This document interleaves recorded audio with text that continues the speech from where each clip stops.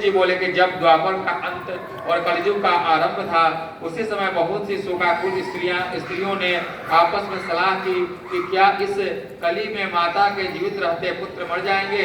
जब वे आपस में निर्णय नहीं कर सकी तो गौतम जी के पास पूछने के लिए गई। जब उनके पास पहुंची तो उस समय गौतम जी आनंद के साथ बैठे हुए थे। उनके सामने जाकर उन्होंने मस्तक झुकाकर प्रणाम किया। तदनंतर स्त्रियों ने पूछा कि हे प्रभु, इस कली काल में लोगों के पुत्र किस तरह जीवित रहेंगे, इसके लिए कोई व्रत या तप हो तो कृपा करके बतलाइए। इस तरह उनकी बात सुनकर गौतम जी बोले कि आपसे मैं वही बात कहूंगा जो मैंने पहले से सुन रखी है। गौतम जी ने कहा कि जब महाभारत युद्ध का अंत हो गया और द्रोण पुत्र अश्वत्थामा के द्वारा अपने बेटों को मरा देखकर सब पांडव बड़े दुखित हुए, तो पुत्र के शोक से व्याकुल होकर द्रौपदी अपने सखियों के साथ ब्राह्मण श्रेष्ठ धौम्य के पास गई।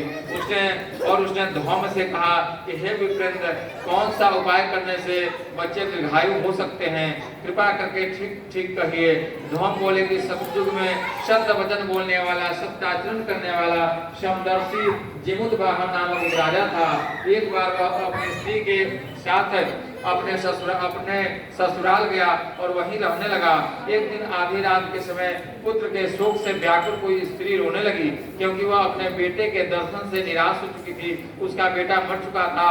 वह रोती हुई कहती थी कि हाय, मुझ बूढ़ी माता के सामने मेरा बेटा मरा जा रहा है। उसका वचन सुनकर राजा जिमुतवाहन को तो मानो हृदय विदीर्ण हो गया। वह तत्काल उस स्त्री के पास गया और उसने उससे पूछा कि तुम्हारा बेटा कैसे मरा है। बूढ़ी ने कहा कि गरुड़ प्रतिदिन आकर गांव के लड़कों को खा जाता है। इस पर दयालु राजा ने कहा, माता अब तुम रो मत, आनंद से बैठो, मैं तुम्हारे बच्चे को बचाने का यत्न करता हूँ। ऐसा कहकर राजा उस स्थान पर गया जहाँ गरुड़ आकर प्रतिदिन मांस खाया करता था। उसी समय गरुड़ भी उस पर टूट पड़ा और राजा के शरीर का मांस खाने लगा। जब अतिशय तेजस्वी गरुड़ ने राजा का बायां अंग खा लिया तो झटपट राजा ने अपना दाहिना अंग फेर कर गरुड़ के सामने कर दिया। यह देखकर गरुड़ जी ने कहा कि देव योनियों में तुम कौन हो, तुम मनुष्य तो नहीं जान पड़ते। अच्छा, अपना जन्म और कुल बताओ। पीड़ा से व्याकुल मन वाले राजा ने कहा कि हे पक्षीराज, इस तरह के प्रश्न करना व्यर्थ है, तुम अपनी इच्छा भर मेरा मांस खाओ। यह सुनकर गरुड़ रुक गए और बड़े आदर से राजा के जन्म और कुल की बात पूछने लगे। राजा ने कहा कि मेरी माता का नाम सभ्या और